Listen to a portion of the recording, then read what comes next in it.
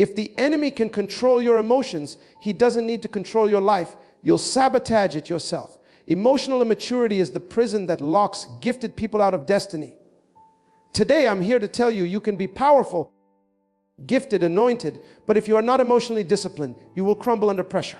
But not anymore. From this moment, you will walk unbothered and unshaken. Here are the 7 key points. Your emotions are messengers, not masters. Your emotions are messengers, not masters. You were never designed to be ruled by how you feel. You were created to be governed by vision, discipline, and divine clarity. Emotions are real, but they were never meant to be in charge. They are indicators of what's happening inside you, but they were never supposed to take the steering wheel of your destiny. Let's take a moment and be honest. How many times have we allowed a single moment of anger to destroy something we spent years building? One emotional outburst, one bad reaction, one impulsive decision made under the pressure of pain or offense can burn down a bridge it took a decade to construct. That's what happens when emotions are allowed to lead. When your emotions run the show, you stop being intentional and start being reactive. And reactive people are always under the mercy of their environment. You see, the most dangerous thing about emotions is not that they exist, but that they convince us we have to obey them. Anger shouts, speak now. Anxiety whispers, run away. Loneliness tells you, settle for anything that gives attention. But emotions are just like signals on a car dashboard. If your check engine light comes on, you don't throw the steering wheel to the side and let the light drive you. No, you observe it, investigate the cause, and take responsible action. That's emotional maturity. Let me break it down with a simple example. Imagine someone cuts you off in traffic. Your initial emotion is frustration, maybe even rage. You feel disrespected. You want to honk the horn, roll down the window, and give them a piece of your mind. But then you stop. You take a breath. You realize this person doesn't even know you. They didn't cut off your destiny. They cut off your car. And when you let that emotion pass, you also pass the test. Because the real test wasn't about traffic. It was about you. Will you surrender your peace to a stranger's foolishness? Or will you rise above the moment and maintain your power? When you master the art of observing your emotions without obeying them, you enter a realm very few people ever touch, personal authority. You start to become someone who isn't thrown around by every wave of mood or feeling. You stop waking up wondering, how do I feel today? And you start declaring, this is the day I take charge of my atmosphere. That shift from being emotionally driven to being vision driven is the dividing line between average people and impactful leaders. Think about how many people ruin opportunities because they couldn't control how they felt. Someone gives them feedback, and instead of receiving it, they take offense. A relationship ends, and instead of healing, they spiral into self-sabotage. The boss challenges them, and instead of rising, they rebel. And all because emotions whispered, you're not enough, and they believed it. Let me tell you something, emotions lie. They tell you that temporary pain is permanent reality.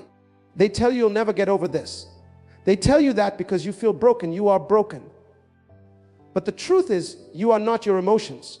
You are the awareness behind them.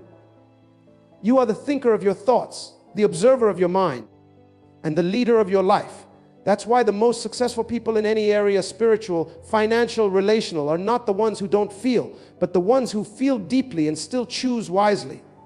They feel the pain, but don't quit. They feel the anger, but don't attack. They feel the fear, but take the step anyway. Because they've learned this one truth: emotions may visit, but they don't get to live here. They are guests, not governors. Do you know why so many relationships fail? Not because people don't love each other, but because they've never learned to master their emotions. One gets offended and shuts down. The other feels hurt and lashes out. Nobody talks, and days turn into distance. The love was real, but the lack of emotional control sabotaged it. The same is true in business, leadership, parenting, even faith. If you don't govern your inner world, your outer world will stay in chaos. Start paying attention to the patterns of your emotions. Notice when certain people make you feel small. Observe how your body reacts in high-pressure moments. Track how your mood changes based on your environment. Don't judge it. Just study it. Because awareness is the first step to mastery. And here's what you'll find once you become aware: you gain the power to choose. You don't have to react with rage. You can respond with wisdom. You don't have to spiral into fear. You can speak truth over your mind. You don't have to shut down when you're hurt. You can express and heal. That's what real strength looks like. It's not the absence of emotion. It's the maturity to manage emotion with purpose. So the next time life throws you into a storm and emotions rise like waves, remind yourself, I am not the wave. I am the sailor. And I choose the direction. Because emotions are messengers, not masters. And you were never built to be ruled by the storm. You were built to command it. Pressure doesn't break you. It reveals you. Pressure doesn't break you. It reveals you.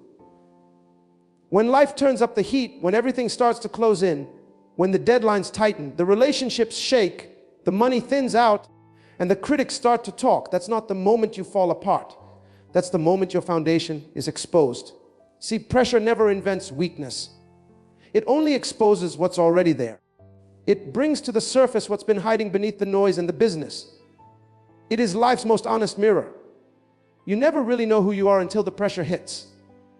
When everything is going right, anybody can act composed, anybody can smile, anybody can post quotes about peace and wisdom. But what about when you're being tested? When betrayal knocks on your door, when the bank account is empty, when the relationship ends, when the opportunity falls through, and your back is against the wall, that's where your true character stands up and speaks. Pressure is the great revealer. It exposes your habits, your values, your systems. It's easy to say you're disciplined until life demands consistency without applause. It's easy to say you trust until there's no backup plan. It's easy to say you're loyal until loyalty costs you something. But when life squeezes you, what comes out is what's been inside all along. You don't know how strong your faith is until your job is gone and you still believe provision is coming. You don't know how calm you are until the storm hits and your voice remains steady. You don't know how much you've grown until you're insulted and you don't feel the need to prove anything. That's what pressure reveals, your truth. Look around at life. Think of the people you admire. Think of those leaders, entrepreneurs, warriors, survivors, and builders. Do you really think they were made on vacation? No, they were forged in fire. The most powerful people you know didn't become great in comfort. They were shaped in chaos, and the pressure didn't break them. It built them by exposing their weaknesses so they could be strengthened. Let's bring it down to your daily life. Imagine you're a parent working a full-time job, trying to make ends meet. Bills are stacking up. Your child is struggling in school. You're exhausted. And then you get a phone call with bad news. In that moment, what you choose says everything. You could collapse. You could panic. Or you could pause, take a breath, and say, this won't break me. It's revealing what I need to work on. That moment isn't the end. It's a turning point. Or let's say you're building a dream. You've started your business, your podcast, your ministry, and it's moving slow. The pressure to quit, to compare, to believe you're not enough. It builds. But pressure also reveals the gap between who you are and who you're becoming. If you stay, if you grow, if you get honest about what's weak, you rise. Not because it was easy, but because the pressure introduced you to a deeper version of yourself. Even in relationships, pressure shows up. When two people are in love and life gets hard, pressure reveals whether it was chemistry or covenant. When money is tight and decisions are hard, pressure exposes if the foundation was trust or just good vibes. That's not a bad thing. It's a gift. Because now you know. Now you can build something real. You might say, but it hurts. I feel like I'm being crushed. Yes, diamonds are crushed coal. Gold is purified in fire. Steel is forged in flames. And leaders are born in pressure. That's the price of greatness. You will never rise to your potential if you're allergic to pressure. You will never discover your strength if you only play in safe zones. There's a reason champions train with resistance. No one grows in ease. Growth requires weight. Maturity demands load. Greatness only responds to pressure. So when it shows up in your life, don't just ask, why is this happening to me? Ask, what is this revealing about me? Because pressure will show you what's strong and what needs to be strengthened. Have you ever boiled an egg and a potato in the same water? They both go through the same heat, but the egg becomes hard and the potato softens. Pressure doesn't decide the outcome, composition does. If you're made of excuses, pressure will shatter you. But if you're made of vision, discipline, faith, and resilience, pressure will solidify you. It will make you unshakable. So stop avoiding what tests you. Embrace it. That business deal that fell through, it revealed how you respond to disappointment. That breakup, it revealed how much your identity was wrapped in someone else. That job loss. It showed whether you really believe your gift makes room for you. That delay in your dream. It revealed whether you're committed to the process or just in love with the idea of success. Pressure is not your enemy, it's your X-ray. It shows you what's broken. It also shows you what's strong. And when you stop fearing it and start learning from it, it becomes your greatest coach, your greatest teacher, your greatest accelerator. Because pressure doesn't break you, it reveals you. And that revelation is the first step to transformation. You can't control people, but you can control your response. You can't control people, but you can control your response. That truth alone can save your peace, your purpose, and your destiny. The most exhausting life you'll ever live is the one where you're constantly trying to manage what others say, think, or do. You'll be emotionally bankrupt by noon, drained by the weight of their opinions, worn out from rehearsing imaginary arguments, and stuck in a cycle of over-explaining yourself to people committed to misunderstanding you. But when you realize that your power is in your response, not in their behavior, you walk into the realm of emotional authority. Every single day, you will encounter people who test your peace. The coworker who always has something slick to say, the family member who never supports your dreams, the stranger online who throws hate from behind a screen, the friend who turns cold without explanation. And if you're not grounded, their actions will become your reactions. But listen, you were never designed to dance to the rhythm of someone else's dysfunction. You were born to respond from your core, not from their cows. Let's be real. Most people react without reflection. Someone raises their voice, they raise it louder. Someone throws shade, they throw it back. Someone lies on them and they feel the need to defend, explain, attack. But here's the trap. They're no longer in control of themselves. The other person is. Because now their behavior is determining your energy. Their mood is directing your mind. Their pettiness has hijacked your power.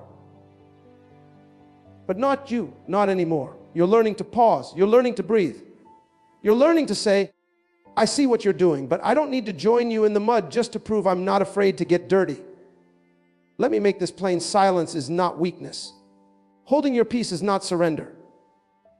Choosing not to argue is not you losing. It's you saying, I value my emotional energy too much to waste it on things that don't grow me. Imagine someone hands you a gift, but you refuse to take it. Who owns the gift? They do. That's how offense works. People will hand you their bitterness, their insults, their judgments, but when you refuse to take it in, it stays with them. You get to walk away free.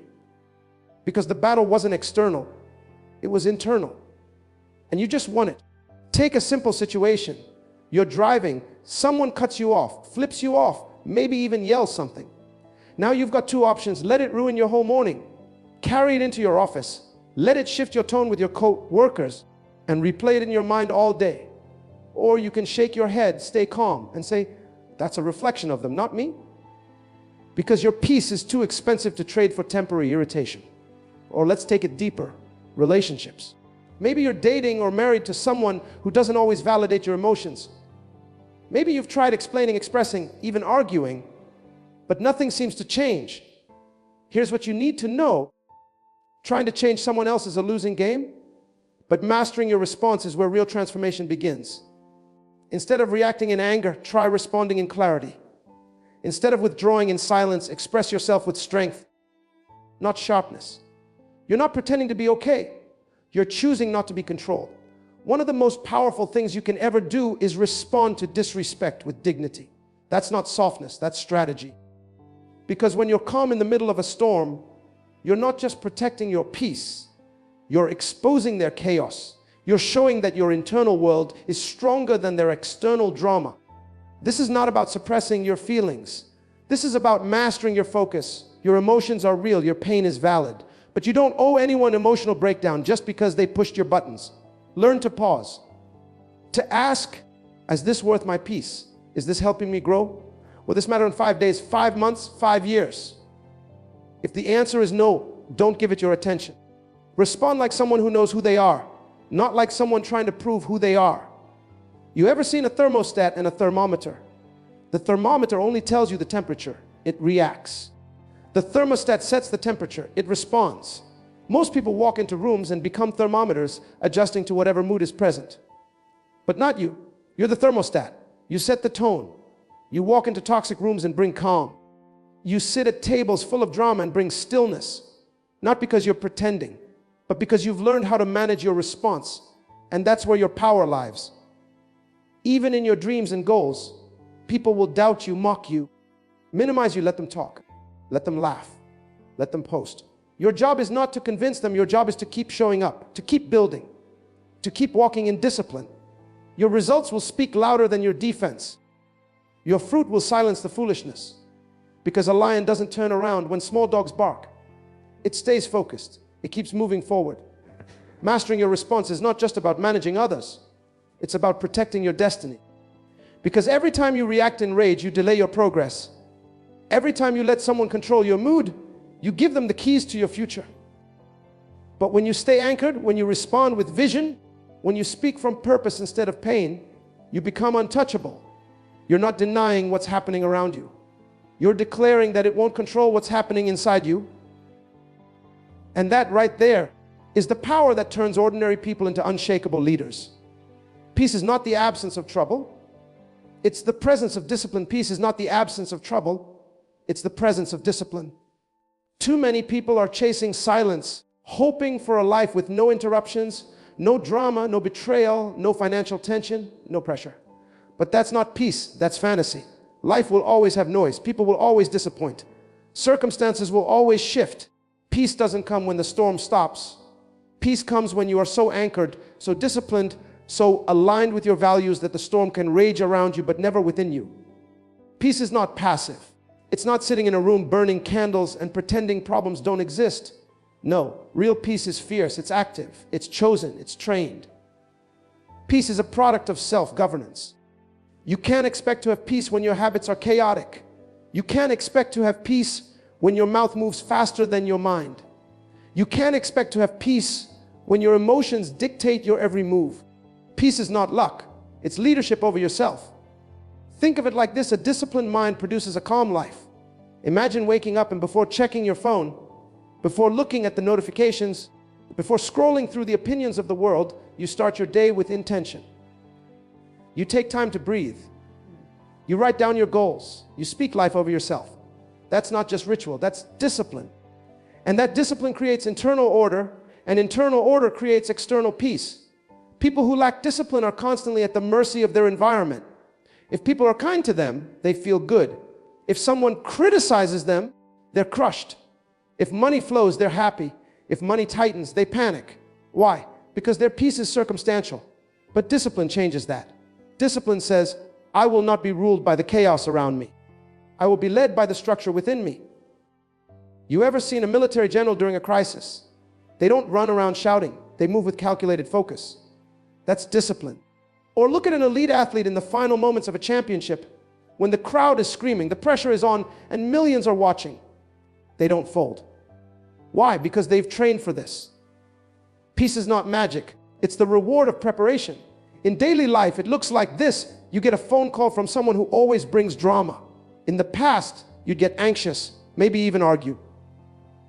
But now, because you've developed emotional discipline, you breathe, think, and decide whether this is a conversation worth your peace. You choose your tone. You set boundaries. That's peace through discipline. Or picture this, it's the end of the month. Bills are due, and your account balance is low. The old version of you would panic, spiral, maybe even shut down. But because you've been working on your financial habits, because you track your spending, because you've been saying no to unnecessary purchases, you face the pressure with a plan. Peace isn't because the situation is perfect. It's because you've trained for this. Discipline gave you confidence.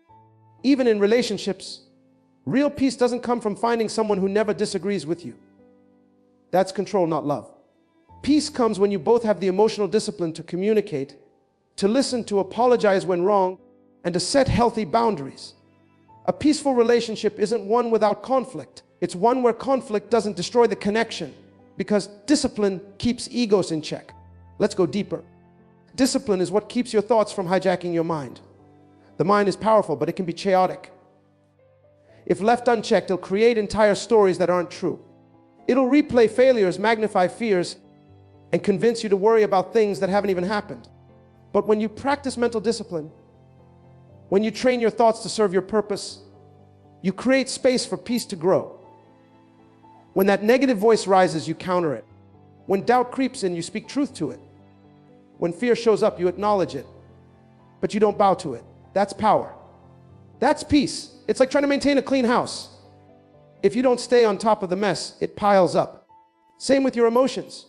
If you don't discipline yourself to clean up your thoughts, clean up your habits, clean up your choices, it becomes harder and harder to find peace in the mess. Peace isn't found. Peace is built. You build it with discipline, one decision at a time. Discipline is the gatekeeper that says no to unnecessary battles. You don't attend every argument you're invited to. You don't reply to every insult. You don't fight to prove you're right. You fight to protect your focus. That's how you stay unbothered in a world obsessed with drama. That's how you stay calm when everyone else is panicking. That's how you move with grace when chaos tries to rattle your bones. Imagine walking into a boardroom where everyone's tense, emotions are high, opinions are flying. You sit still. You speak slowly. You listen more than you talk. And when you speak, your words carry weight. That's not just wisdom. That's discipline. That's inner peace showing up with outer strength. People trust the calm in the storm. And that calm comes from a disciplined soul.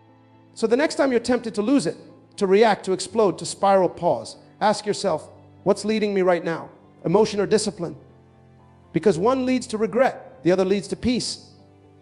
And peace, once mastered, becomes your greatest superpower in a world full of noise. The calmest voice commands the room. The calmest voice commands the room. Not the loudest, not the most aggressive, not the one filled with ego or emotion, but the calmest. That voice, steady and controlled, carries more weight than shouting ever could. You know why? Because calmness reveals mastery. It shows that you are not reacting out of insecurity, but responding from power. In a world full of noise, the calmest voice becomes the most magnetic presence. It doesn't beg for attention. It demands respect by its very stillness. You walk into a meeting. Tension is thick, ideas are clashing, and everyone is talking over each other. One person sits back, listens deeply, and speaks only when it's necessary, and when they do, every head turns. Their words don't just sound different, they feel different. That's not by accident. That's someone who has learned the art of emotional mastery. They didn't let the chaos outside change their clarity inside. There's a powerful authority that comes from being composed. The world mistakes it for weakness. They think if you're not yelling, you're not serious. If you're not shouting, you're not in control. But real control is never loud. It's focused. Think about a lion. It doesn't roar every minute.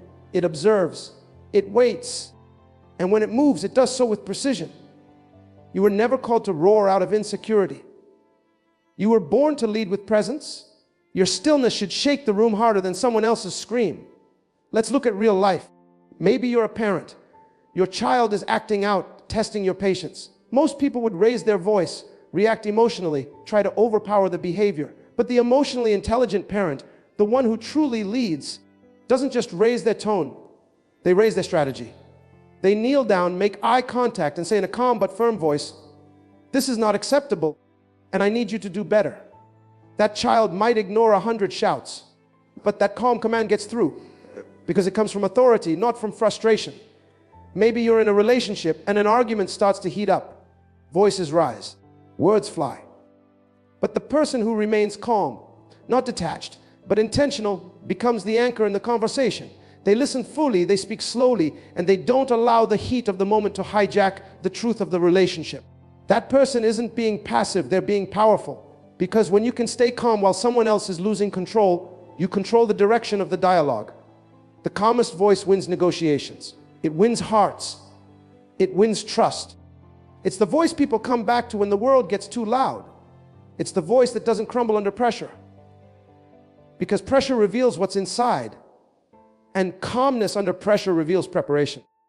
Think of a pilot during turbulence. The passengers are nervous. The plane is shaking. But the pilot comes over the intercom with a calm voice. "Ladies and gentlemen, we are experiencing a bit of turbulence. Please remain seated with your seatbelts fastened. We'll be through it shortly." Just like that, fear is reduced. Not because the storm stopped, but because the voice in charge stayed calm. That's influence. That's leadership. In business, the same principle applies. You may be presenting a pitch and someone challenges your idea. You feel the rush of anxiety. Your ego wants to jump in and defend. But instead, you breathe, you smile, and you respond with clarity. Not to win the argument, but to maintain your position.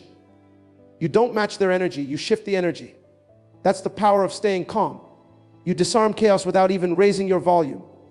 In conflict, the loudest person may feel like they're winning, but they're usually revealing their wounds. Loudness often comes from fear. Fear of being dismissed, misunderstood, or unseen. But calmness, that comes from confidence. It says, I don't need to outshout you. I just need to outlast the storm. And storms don't destroy people with strong roots. You want to truly change a room? Walk in calm. Not indifferent, but rooted. People will feel it before you speak. Your calmness tells them you're not threatened. Your tone tells them you've done the inner work.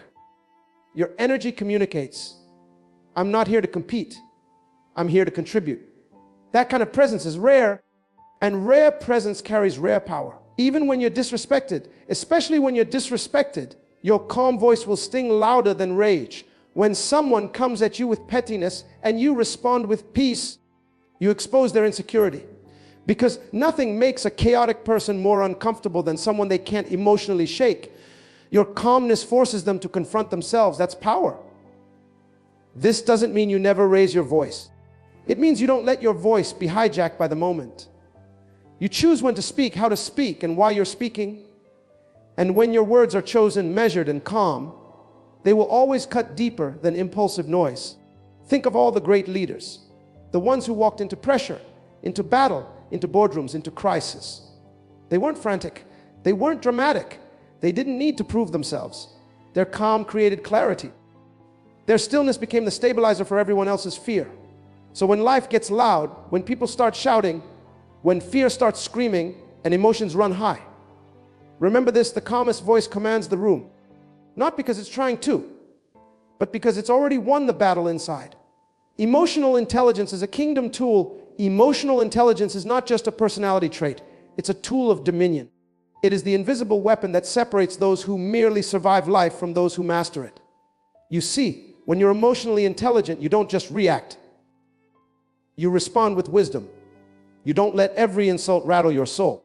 You don't let every disappointment dismantle your peace. You understand that your emotions are messengers, not masters. They're indicators, not dictators. You hear what they say, but you don't let them run the kingdom of your life. When you walk into a space carrying emotional intelligence, you carry control. Not control over others, but control over others. But control over yourself, and that's the greatest power. Anyone can lead a crowd, but very few can lead their own mind. Anyone can speak 1,000 words, but only the emotionally intelligent know when to speak and when to stay silent. That pause, that moment where you could explode, but you choose not to, that's kingdom power. Imagine being in traffic and someone cuts you off. The average person might scream, honk, curse, feel their blood pressure rise.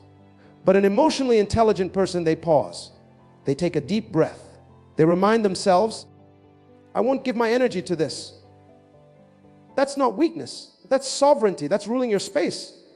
Because anyone can be triggered, but only kings and queens rule their reactions. Think of a disagreement at work. Your name is being dragged and your character is being questioned. You want to clap back, prove a point, expose the lies. But emotional intelligence whispers to you, let your results speak louder than your rage. So instead of wasting time in gossip battles, you focus, you build, you rise. And your success ends every argument they ever started. That's dominion. That's power under control. Or think about your own home. Maybe your spouse or sibling says something that stings. Maybe your child disrespects you. You feel the sting rise in your chest. You feel the urge to shout. But emotional intelligence speaks louder than your pride. It says, don't let one moment undo years of love. So instead of escalating, you lean in. You ask questions, you correct with grace. And you strengthen the bond instead of breaking it. That's ruling with emotional authority. You know what's wild? Most people don't even know when they're being manipulated by their own emotions. That's how sneaky emotions can be. They'll convince you to self-sabotage. They'll tell you to quit before the breakthrough. They'll convince you to fight battles that have nothing to do with your purpose. But when you have emotional intelligence, you recognize the game. You step back and say, this is just a test. This is just noise. This is not worth my crown. You ever been in a heated conversation where your ego was tempted to take the wheel? Where your pride screamed, say something, defend yourself. But the wiser part of you, the emotionally intelligent part, took a deep breath and said, no, peace is more valuable than proving a point. That moment is a divine shift. That's when you stop being reactive and start becoming royal. That's when you understand that dignity is louder than drama. In the business world, emotional intelligence is the difference between growth and stagnation. The person who panics under pressure can't lead a team. The one who takes things personally every time something goes wrong will drown in offense. But the emotionally intelligent leader, oh, they're different. They don't let mistakes shake their vision. They don't let criticism cloud their character. They take the feedback, filter it through wisdom, and use it to grow. That's how empires are built. When you walk through a storm with emotional intelligence, you don't deny the rain. You walk through it without letting it drown your mindset. You're aware of the pressure, but you don't fold. You feel the pain, but you don't make permanent decisions from temporary emotions. You understand timing. You recognize seasons. You know that not everything requires your energy. And most importantly, you understand your patterns, your weaknesses, your triggers. And by understanding yourself, you stop handing other people the remote control to your peace. Let's bring this even closer to home. Let's talk about grief. Losing someone you love can shatter your heart. The waves of sadness, the unexpected breakdowns, the numb days, emotions rush in like a flood. But even in grief, emotional intelligence plays a role. It reminds you that feeling is okay, but getting stuck isn't. It tells you feel deeply, but don't stop living. Honor their life by continuing yours. That balance is sacred. That strength clothed in softness. Emotional intelligence makes you magnetic. People will wonder how you stay so calm under pressure. How you speak life even when life is choking you. How you still smile while you bleed. And the truth is, you've learned how to manage what they can't see. That's what makes you unstoppable. Not because you're emotionless, but because you're emotionally mature. You want to build relationships that last. Lead with emotional intelligence. You want to lead teams that trust you. Speak with emotional intelligence. You want to rise in life without burning out or blowing up. Live with emotional intelligence. Because talent may open doors, but emotional intelligence determines whether you stay in the room. And when you master it, you won't just survive life, you'll command it. Never allow temporary emotions to create permanent decisions. Never allow temporary emotions to create permanent decisions. That's one principle that can either build your destiny or destroy it. Because emotions are powerful. They scream, they demand attention, they push you to move fast, speak fast, act fast. But wisdom moves slow. Wisdom listens first. Emotions are like storms. They come with thunder and lightning, shaking everything in their path. But the wise person knows, don't build a house in the middle of a storm. Don't make decisions when your soul is shaking. You can be angry for 5 minutes and make a choice that costs you 5 years. You can be heartbroken for one night and burn bridges that took decades to build. You can be rejected once and decide you're never going to trust again and carry that decision for a lifetime. That's what happens when we let momentary pain become permanent policy. Emotions were meant to be processed, not obeyed. They're messengers, not masters. They tell you something is happening, but they don't have the wisdom to guide your future. Think about it. You're having a rough day. Your boss says something that stings. Your partner forgets something important. Traffic is miserable. And suddenly, you're done. You quit the job, end the relationship, cancel plans, burn everything. You think, I'm taking control. But really, your emotions just hijacked your future. You didn't take control. You gave it away to a temporary feeling. And tomorrow, you wake up with regret, wondering why you let one bad moment turn into a life-altering mistake. How many people walked away from love, not because love wasn't real, but because pain felt too loud at that moment? How many people gave up on dreams, not because they weren't gifted, but because discouragement screamed louder than purpose for one season? How many people cut off family, quit jobs, walked away from calling, just because of what they felt in a fleeting moment? You see, feelings lie. Not all the time, but often. Fear will tell you that you're not good enough. Anger will tell you that revenge is power. Sadness will tell you it will always be this way. But none of those things are facts, they're feelings. And the problem is we've been trained to treat feelings like facts. But the truth is emotions pass. If you give them a moment, they'll shift. If you breathe, they'll settle. If you wait, clarity will come. But if you act too soon, you will destroy things that were never meant to be broken. Imagine walking into a room with a cracked mirror. You look at yourself and you see distortion. Your hair looks crooked. Your face looks stretched. So you grab scissors and start cutting, trying to fix what you see. But the problem isn't your appearance. It's the mirror. That's what emotional decision making is like. You're looking at life through a distorted lens. You're trying to fix your life based on a temporary reflection. And once the emotion clears, you're left wondering why you did what you did. That's why emotional maturity is spiritual power. It's the ability to feel deeply but respond wisely. It's the skill of saying, yes, I'm upset, but I won't act on this yet. Yes, I'm tired, but I won't quit just because I'm drained. Yes, I'm hurt, but I'll sit with this before I destroy something I still value. That is power. That is discipline. That is destiny thinking. You ever seen a boxer in the ring? They get hit hard, blood in their mouth, pain in their ribs. The crowd is screaming, but they don't just swing wildly. They protect their stance. They wait for the right moment, because one wrong punch could cost the whole fight. That's how you've got to handle your emotions. Life is the ring. Pressure will punch you. Disappointment will land a hit. But you've got to breathe, guard your mind, and wait for clarity before making a move. Maybe you've just been betrayed. Maybe someone you trusted turned their back on you. The pain is real, and your emotions want to retaliate. They want to teach them a lesson, make them feel what you felt. But if you respond in rage, you'll end up proving your weakness, not your strength. Emotional intelligence says, I will heal, not retaliate. I will rise, not reduce myself. Because when you learn to move with wisdom, even your silence becomes louder than their lies. Or maybe you're chasing a dream. You've invested time, money, energy, and it's not working the way you hoped. You feel discouraged. You feel like a failure. And emotions whisper, give up, walk away. You're not built for this. But if you make that decision in that valley, you'll miss the mountain that was just around the corner. You'll abandon the harvest one day before the rain falls. Never let a dry season convince you to uproot your calling. You've got to learn the discipline of the pause.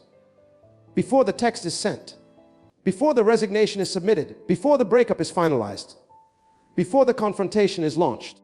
Pause, breathe, sleep on it. Ask yourself, will I still feel this way in 1 week, 1 month, 1 year? And if the answer is no, don't let today's tears write tomorrow's story. You are not your bad day. You are not your breakdown. You are not your worst moment. You are the decisions you make when the storm calms down and truth stands tall. There is wisdom in waiting. There is peace in patience. And there is safety in silence. Let your emotions rise, but don't let them rule. Let them speak, but don't let them sign contracts. Because the cost of permanent decisions made in emotional storms is too high. Too many people are rebuilding lives today because of a choice they made in one moment of heat. Don't be one of them. So now take a breath and realize the war is not outside of you, it's within. The greatest battlefield is not in the boardroom, the courtroom, or even the streets. It's in the mind, in the heart, in the silent war between what you feel and what you know. And if you can win there, you can win anywhere. Life will always throw heat your way. People will misunderstand you. Life will delay you. Storms will rise. But never forget, calm is a superpower. And self-control is the highest form of strength. You don't need to show up to every argument. You don't need to clap back at every insult. And you don't need to prove yourself to people committed to misunderstanding your purpose. Because when you understand who you are, you stop reacting to who you are not. When your peace is internal, no external force can hijack your day. You become unbothered, not because life is easy, but because you have learned the secret. Hey, who angers you, controls you. And I ask you today, who's in control? Your past, your ex, your critics. Or have you finally reclaimed the throne and taken your rightful place as the master of your emotions? You see, lions don't roar at flies. Eagles don't come down to explain their flight to pigeons. And powerful people don't pause their purpose to address petty problems. That's not pride. That's power with direction. That's confidence dressed in humility. That's what emotional mastery looks like. It's walking through fire and not smelling like smoke. It's being surrounded by chaos but moving with peace. It's knowing, I'm not built to break. I'm built to bend and bounce back stronger. You've got to get to a place where your peace is non-negotiable, where your joy is no longer for sale, where you say, my emotions will no longer be the steering wheel of my destiny. Because let's be honest, some of the worst decisions we made were not due to lack of talent, but due to lack of control. Some of the doors that closed didn't shut because of your enemies. They closed because you let your emotions speak louder than your intelligence. But not anymore. This is the season you grow up emotionally. This is the season you stop bleeding on people who didn't cut you. This is the season you own your triggers and stop letting them own you. You were not born to react to life. You were born to respond with wisdom. You were not created to explode. You were built to endure. Every challenge you faced, every betrayal you've survived, every heartbreak you've healed from, it was all training. Life didn't happen to break you, it happened to build you. And if you've been asking, why do I keep going through this? It's because the greater the calling, the higher the requirement for emotional discipline. There's a version of you that's unshaken. There's a version of you that doesn't flinch when storms rise. There's a version of you that can stand in the middle of rejection, chaos, and delay, and still smile, still dream, still move forward. That version is not far away. It's already inside you, waiting for you to stop reacting and start ruling. And you don't unlock that version by trying to control others. You unlock it by controlling yourself. Don't make a permanent decision in a temporary storm. That's not just a quote, it's a life-saving principle. Feelings are visitors, let them come and go. Yes, you can feel anger, just don't let it write your story. Yes, you can feel disappointment, just don't let it determine your worth.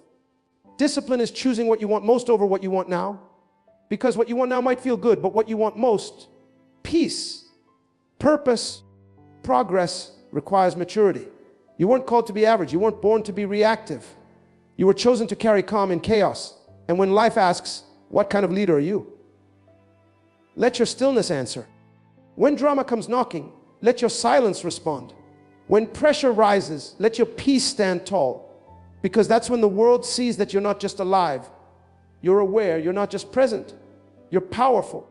Not because of how loud you speak, but because of how deeply you rule. So the next time your emotions start to scream, the next time pressure comes knocking, the next time your soul feels like it's shaking, remember this: real power doesn't explode, it endures. Real royalty doesn't fight for attention, it operates in authority. And real strength is not how you act when things are easy. It's how you stand when everything inside you wants to fall.